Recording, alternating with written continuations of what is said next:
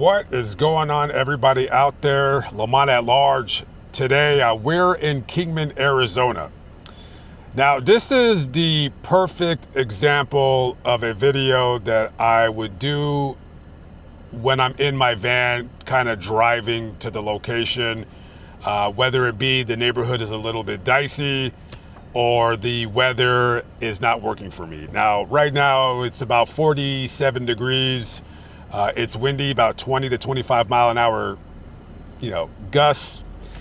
And I figured, with all the dogs able to just run at me, let's stay in the van and we'll talk about this story. And also, I've been meaning to do more videos like this, more like driving in the hood or whatever. I prefer to be on my scooter doing it. However, do it in the van. Do it in the van.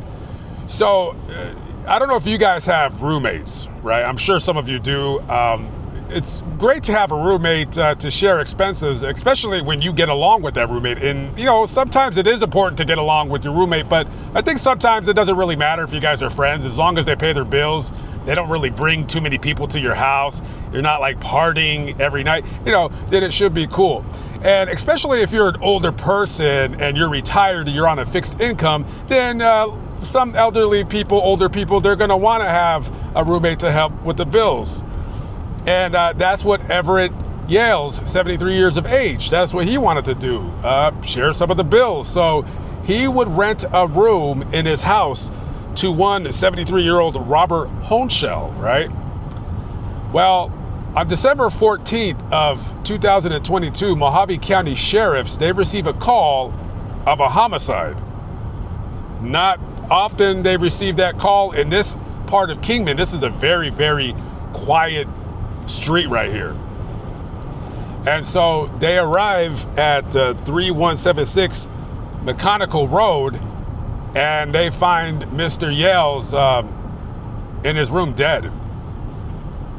And it wouldn't take a whole lot of effort on the part of the Mojave County Sheriff's Office to figure out that the man responsible for his murder was Robert Honchell. And so they asked Robert, they said, well, what was the argument about? And he says, well, we had a fight about the microwave that he broke of mine. A broken microwave. That is the house where the shooting occurred, the murder occurred right there. This is a pretty nice neighborhood. You know what I mean? This is a pretty nice neighborhood. And when I was reading this story, I expected like a meth neighborhood, like meth trailers, meth double wides, whatever you want to call it. And no, it's actually pretty quiet. And it's one of those neighborhoods that when you walk down the street, people are going to kind of wonder what you're doing and stuff like that. So I thought it'd be kind of best just to do it from the comfort of my own van. But nonetheless, that was the house where the murder took place. So, anyways, there you go. So, Robert Honchell was arrested and charged with the first-degree murder of Mr. Yales. Now, here's the thing. You're 73 years old, and your life expectancy, even if you're healthy, is going to be about 15 years if you're lucky. So the judge in the matter decided to sentence him. He ended up pleading to second-degree murder, and he ends up getting 16 years flat in prison. Arizona's always been one of those odd states that I always see just odd sentences on people's, records. So they're asking him, okay, so this guy, he killed this dude over a broken microwave. It was his freaking house. You're just a resident. So the judge said, you know what, look, it's basically, like I said, his life expectancy is not very long. If he makes it to 16 years, hey, more power to him. I don't think he is. but who knows? So currently right now, he's in prison in Tucson, Arizona. And it looks like his release date is sometime in 2038. Now, off the top of my head, by that time now, he's going to be about 89, 88 years old.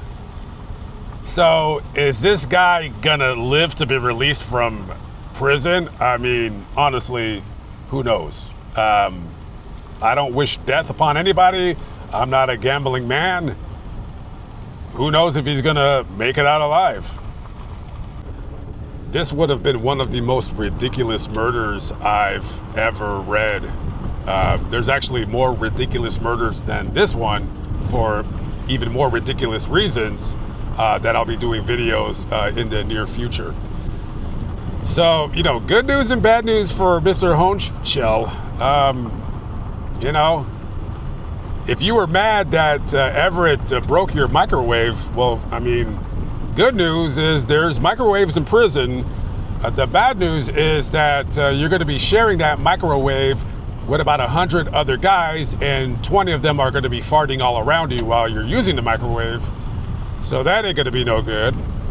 But, you know, you can look at this on the bright side for Mr. Honeshell. You don't have to worry about anybody throwing you into an old folks home.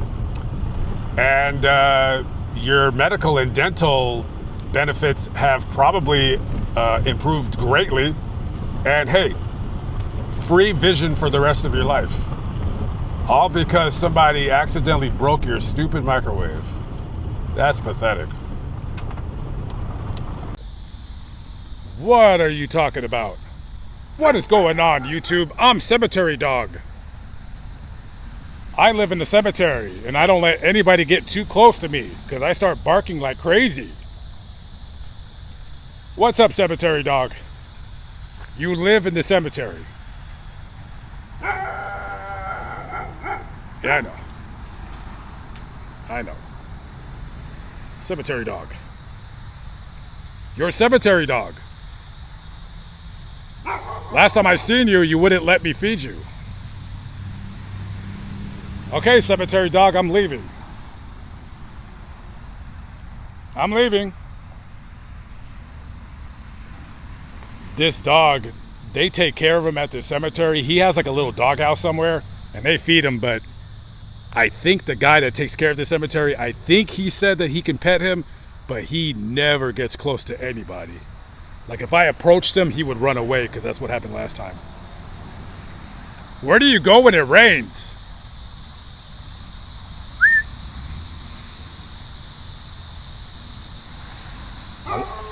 I wonder how many fights this dog gets into with all these pit bulls in this area that are loose. You are one tough puppy, aren't you? I know. You're a cemetery dog. Yeah, okay. All right, YouTube, I'm out of here. I just finished up a video. Just saying hello to Cemetery Dog. Okay. Peace out. Cemetery Dog.